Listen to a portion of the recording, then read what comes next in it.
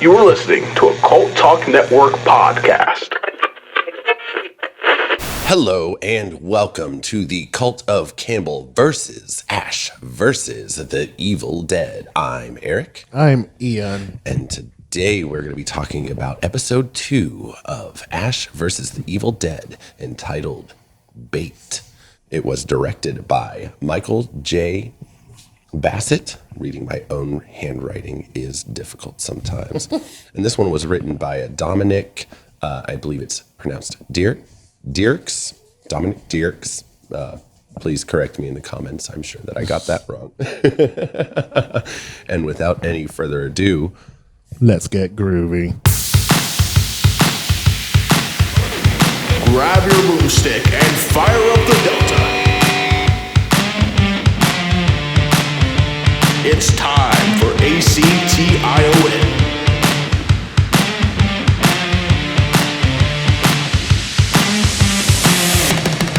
Join the Cult of Campbell. Groovy.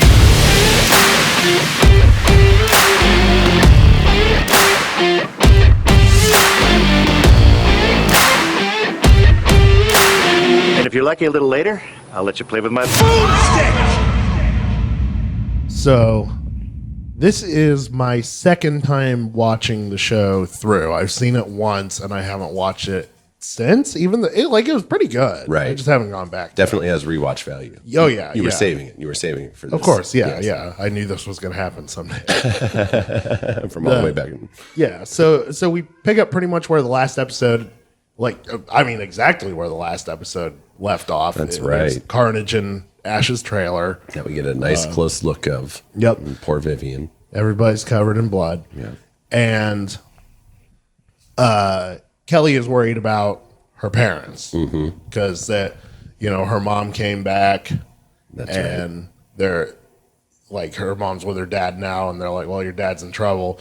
But Ash is like, Nope. sucks to suck, but like, we have to get the book translated, so that's my priority. He says we got to, she's like talking about her dad, and he says we got to save all the dads and the mommies and the babies too.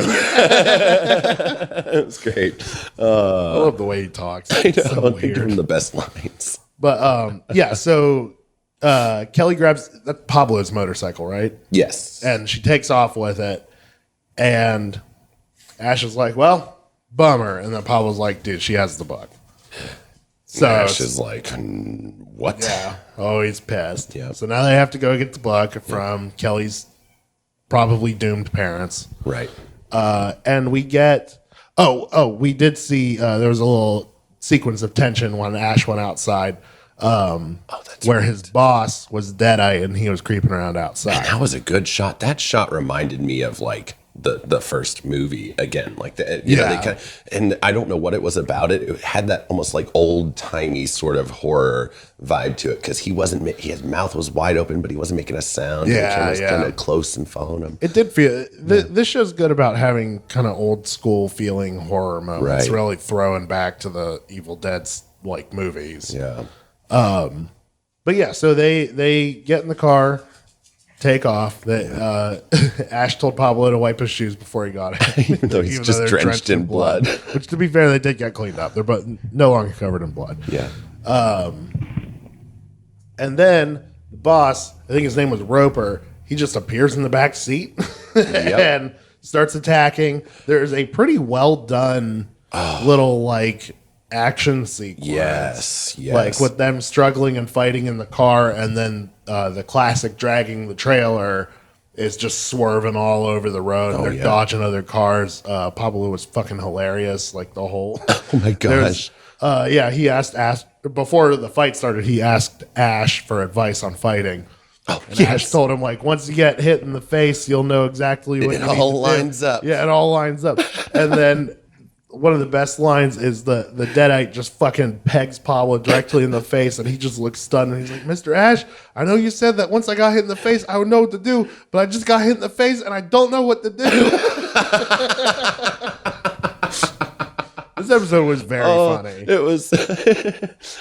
How perfect was that too? Because I can really relate to looked that. like shocked. He was like, "Oh fuck!" Jeez, yeah, no, I just froze. That's all. Like, man, you should see me when shit goes down sometimes, and it's just like catches me. I just freeze sometimes. You know, sometimes I take off if I can, but man, stuck in that car would be. Freaking, that was probably for me the most scary moment in this episode was that fight scene in the car. Yeah. Very, very well executed. Yeah. But they eventually win when Pablo, with a one-liner, breaks a bottle across Roper's face, and it doesn't do anything. And I think that's when he got hit in the face. But then Ash gets his hands on the broken bottle, and he stabs the absolute screaming fuck out of Roper, and they get drenched in blood all over again. And then they manage to kill him. And then the next shot is Pablo just looking fucking shell-shocked. Just staring into the void, covered in blood. Just such a blank look on his face. That character cracks me up consistently He's throughout good. the show. He's good. And Bruce ends up offering him, Ash ends up offering him a wet wipe. when he asks about being Yeah, cleaned he's up. like, "Do you have a towel I can borrow?" And he's like, "Here you go, buddy." So, and he does kind of start talking about it, and he like makes a comment about like the one-liner Bruce does right before they kill that Deadite about losing his head and He's the truck still drives by. enamored with Ash. El Jefe. He's like, see there, there's the proof. He's trying so hard to convince him. You are El Jefe. Oh, yeah. Yeah. What?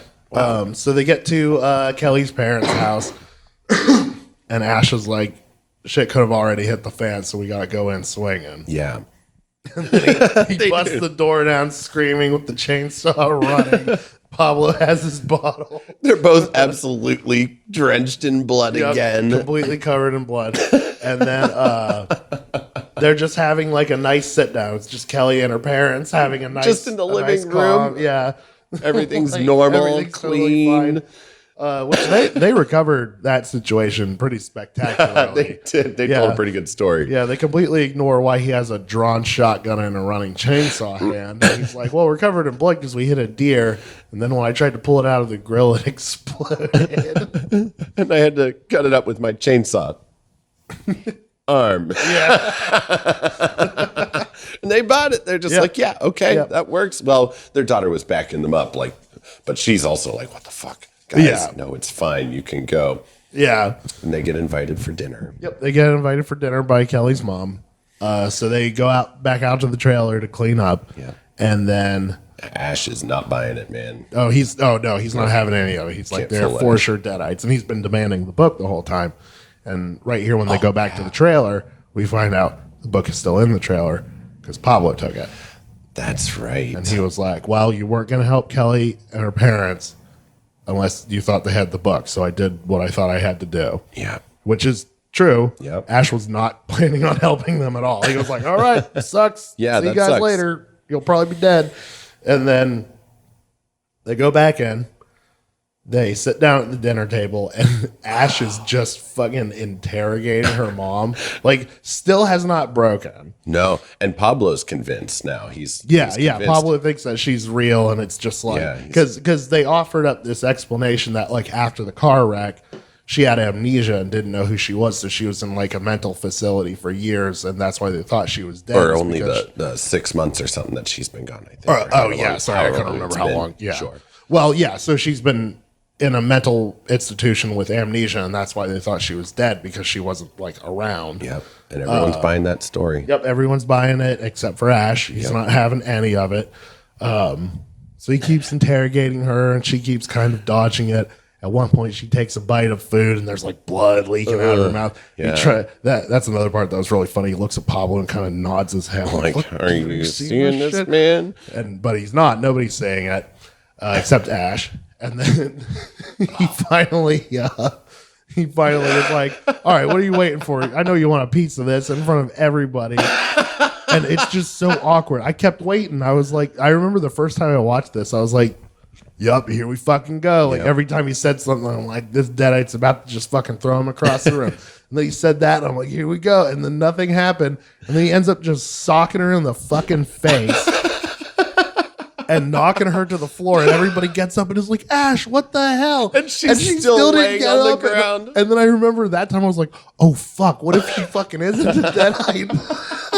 Because that would be really on brand for this show's comedy, right? Is to have Ash just fuck up and knock out a normal person, right? Well, because the great thing about him is he's just fallible enough where it's like, yeah, I could believe that he's convinced, he's not buying it, but he's missing like one little piece of something, and was wrong. Yeah, because here's the thing: consistent throughout the movies and the show, Ash is not that fucking smart. like he gets there, but he gets the job done. But the thing is, like, he's sort of an antithesis to like your typical hero, because he's, the typical heroes, they're hunky, they're good looking, they're confident, they're morally good with correct the all ladies, the time. morally correct, they're good with their weapons and stuff. And like, he's good with his weapons. He thinks he's pretty hunky. He's not bad with the ladies. Like, people around him die a whole lot, but he doesn't die. Right.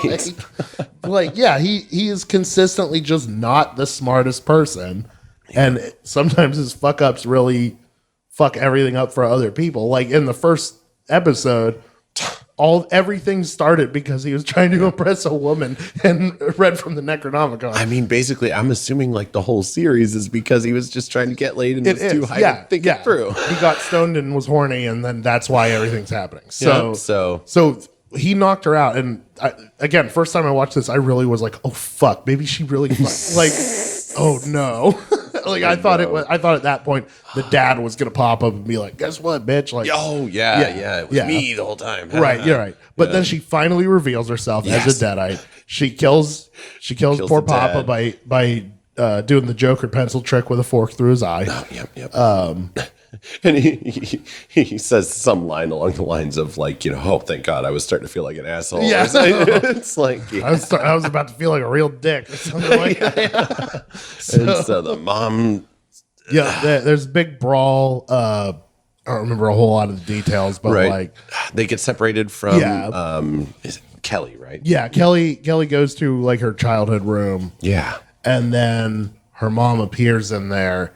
And then she pulls the whole Deadite, like, I'm all better. I'm fighting it. Please help me kind of shit. She even tells, when she reacts to killing the dad, it's like, oh God, oh no, I blacked out. Like, Ooh. And Kelly falls for it, hook, line, and sinker. And Ash busts in. And as usual, he's not having it. Yeah. He knows what's up. He's got the shotgun ready to go. Yep. Kelly just needs to get out of the way. Yep. But they start to tussle. He gets his chainsaw stuck in the wall. Oh, yeah. Yep. Both shotgun rounds are set off. They miss. Yep. And then, was she attacking Kelly or Pablo before Ash got the chainsaw out? Right. Well, I can't remember.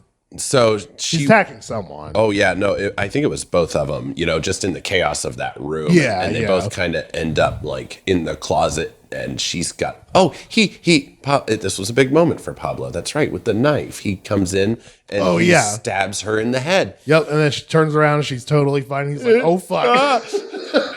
Yeah, that's right. That's right. And she starts to pull the knife out of her head and is like threatening them. And Ash is trying to start the chainsaw. And he can't get that chainsaw started for a while. Nice, good moment of tension. But he finally does, and he puts it through her gut. Yeah. And then Kelly and Pablo get covered in blood. Sprays him in blood.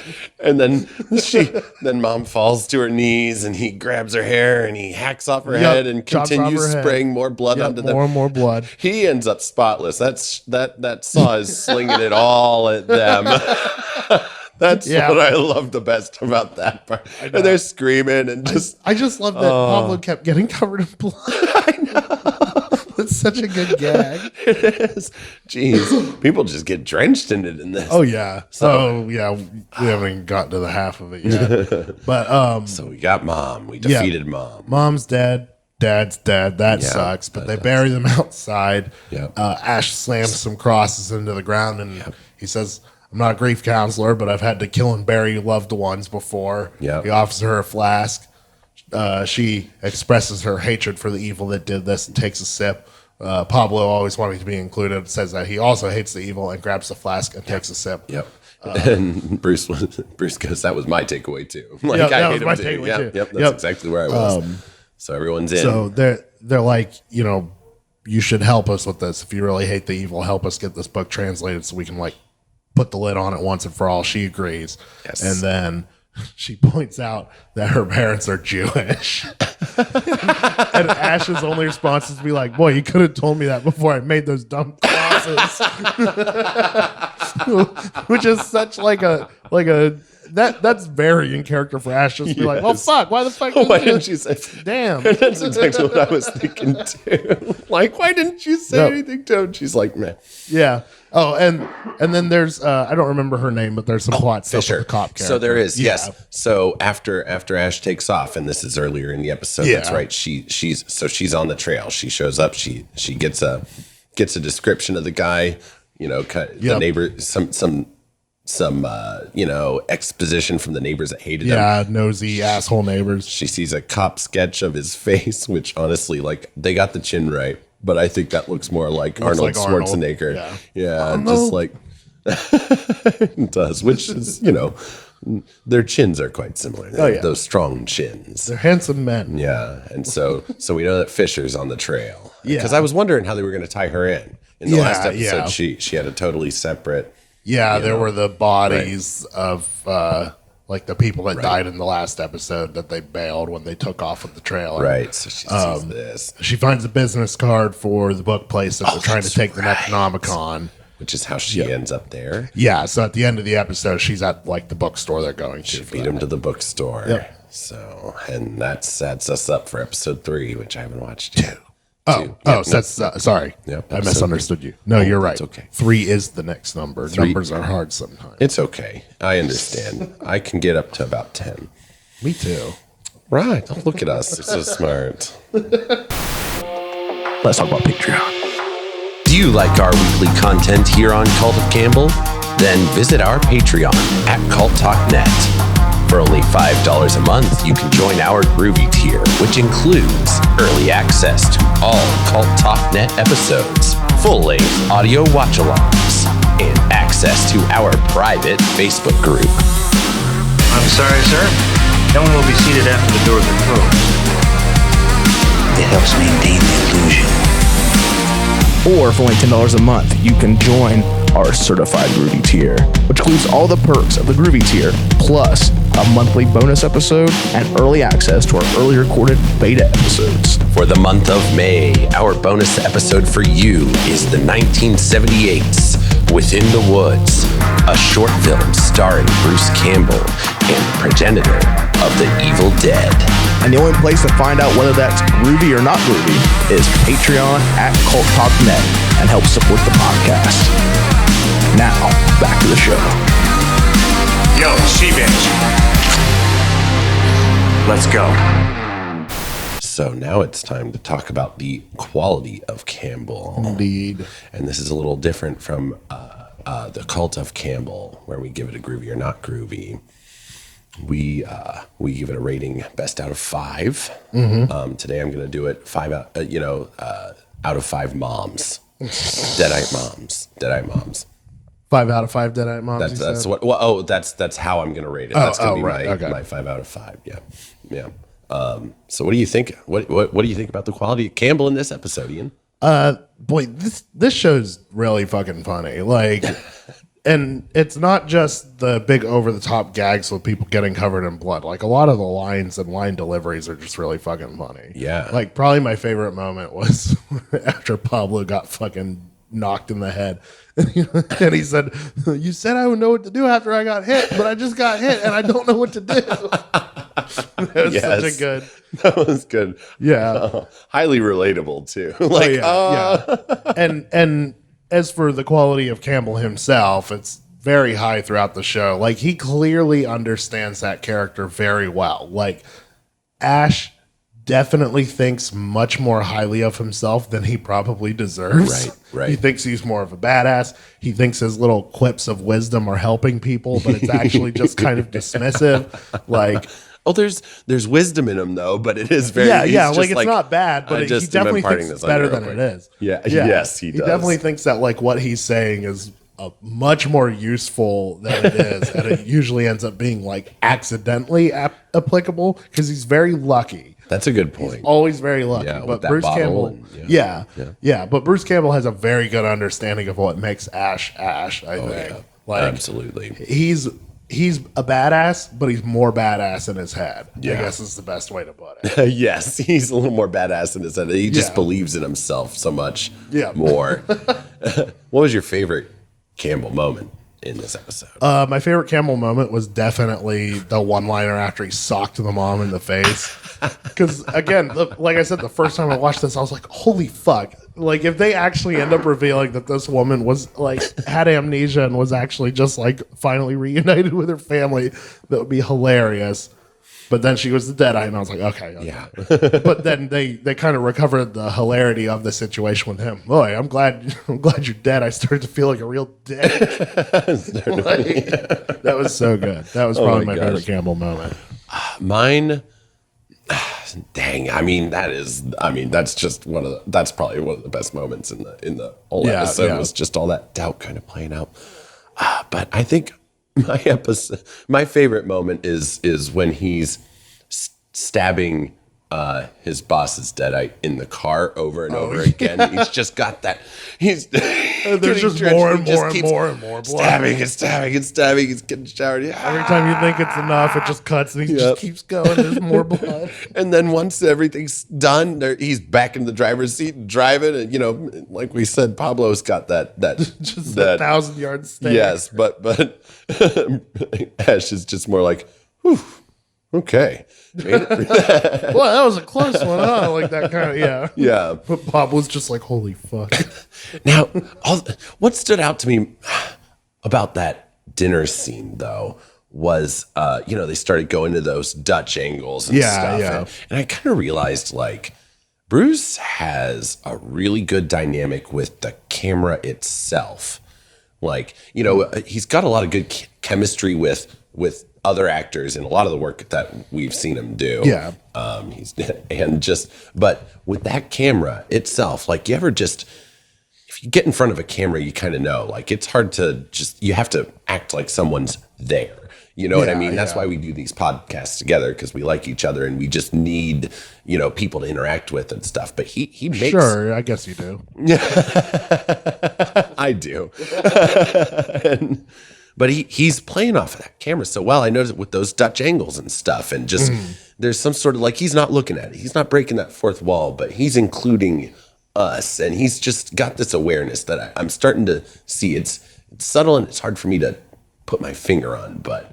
Yeah, we'll keep an eye out for it as we continue watching. Yeah, and maybe I can kind of, because, one of the big things about this is, I'm coming to this, I wasn't like a super diehard Bruce Campbell fan. Yeah. And so like finding what it is about Bruce Campbell that has just brought on this cult following, this passion from people, like passionate enough to bring about this show. I mean, that was pretty much a big push by the fans, wasn't it?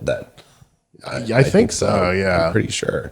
But yeah, no, I'm seeing it. He's just got so much charm and charisma. This man is an artist. He really is. He definitely knows what he's doing. Yeah, he's come a long way from the first Evil Dead, a very long way. Yeah. Oh, that was something Tyler asked me about on the last episode. Like if I kind of understood why he gave that Bruce Campbell performance a not groovy instead of a groovy. Yeah, and I get it. I can see it. I understand. It's because it's never terrible, but it's clearly his first acting performance. Right. And there, like I said, I stand by my vote. But I saw the seeds of what he was. But he, Yeah, boy. but especially seeing him playing the same character now, like it is pretty cool to see like how far he's come and how far him as an actor and that character has developed. Yes, definitely. And he just plays these big set pieces so well. Or I say they're big these big moments, like when they're stuck in the bedroom with the Deadite mom, and he's stuck in the wall, and he can't. He just plays off of that. He plays off of those moments so well. That fallibility versus just like perfect precision. Right, yeah. Because he's when he gets into those moments, he's like, "Oh fuck, oh shit, oh fuck, oh fuck, fuck, fuck, fuck, fuck." Like, but then as soon as he's like out, he's like, "Come get some." Like that kind of attitude. He's like, "No, I remembered I'm a badass. It's fine." Yeah, I just kidding. I wasn't actually scared. Yeah, he reclaims his power there.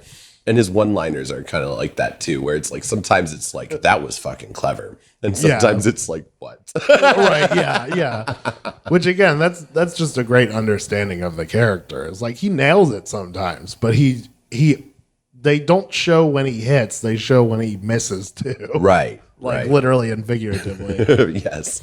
Oh yeah. Yeah. As far as a rating, Yeah. What do you think?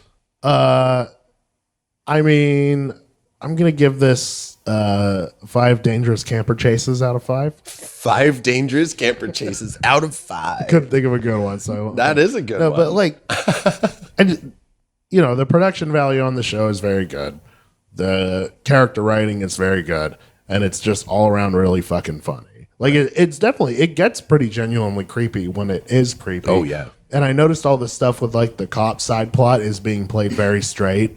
Like nothing in that is. Oh, you're right. Tonally the same. Like there are funny moments, like with the neighbors and stuff, but it's not like goofy slapstick kind of like when we're focusing on Ash and those characters. That's a great point. You're right. Yeah, which I appreciate that because it feels like he's the light in the darkness, almost. Yeah, or like the other characters think they're in a much more serious TV show, and Ash is just like, nah, this shit's gonna get weird. You think it's a murder mystery, but you have no idea. Buckle up. Like, you ain't seen nothing yet. You're finding dead bodies and wondering what's going on, and I'm getting drenched in blood 3 times in the same 20-minute episode. Like, this is not the same. But yeah, 5 out of 5. Production value was great. It was super entertaining, and it was funny as fuck. I cracked up legitimately like a lot. Perfect. 5 out of 5 dangerous camper chases from Ian. I'm gonna give it 5 out of 5 deadite moms. I wanted. The first episode was so perfect in the way that he transforms back into his old self. Yeah. That I set that bar really high. And so I kind of went into this thinking like, I'm at least going to kind of knock it down to a 4, probably, at best. Right. Because that was such a great moment. But man, is he good. That dinner scene is what did it for me. The whole thing, he's walking in there. He's the only person in the room that knows what's up other than the deadite. You know what I mean? And he's not backing down, even though you kind of find out that he had some doubt after the fact. Right, yeah. He's like, oh, good, I was starting to feel like a dick. But I liked that because it shows that he knows their games. Yep. And even if they're starting to get to him, he's the reason he has survived is because he has been direct. He has not taken those kind of chances. Yeah. At least, well, he then again, he also smokes pot and then reads from the neck. Wow, sure. But that's Ash. He's an everyman. He's a guy working and just wants to smoke pot, get laid, have a good time. And this shit just keeps coming back. But he doesn't run. Well, he decided he wasn't going to run from it. He's going to get this shit taken care of. So anyway, but you kind of really see that with the dinner scene again. So that kind of hits that standard for me of just like, he's sticking to his guns. He's still got his wits about him. He's not going to back down from a fight. He even put that chainsaw right next to her earlier in the scene when she was still in the kitchen. He just sets it down right there. I'm like, why would you do that? Yeah. No, he's sitting down. He's ready. He knows. What's up. Yeah, he knows. Yeah. He knows they're going to play a game for a minute. So there we go. 5 out of 5 deadite moms. And dangerous camper chases. Dangerous camper chases. So this is and man, the brothers here, Ian and Eric. For those of you that don't know, we're brothers, and so we got to sit down, watch a show together. We managed to get along almost the entire time. Just about. Yeah. So no noogies or swirlies or anything like that. As siblings do, right? That's what siblings do, right? Sure, probably. Yeah, something like in that. movies, anyway. Yeah.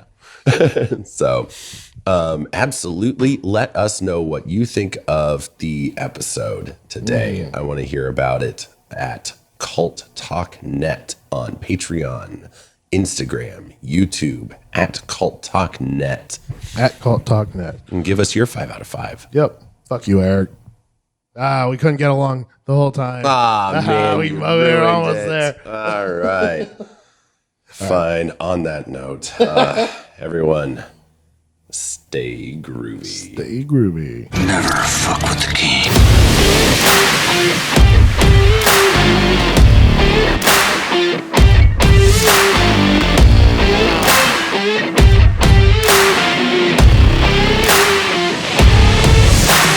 That's it? That's the best you got? Yeah. Oh, that sucks.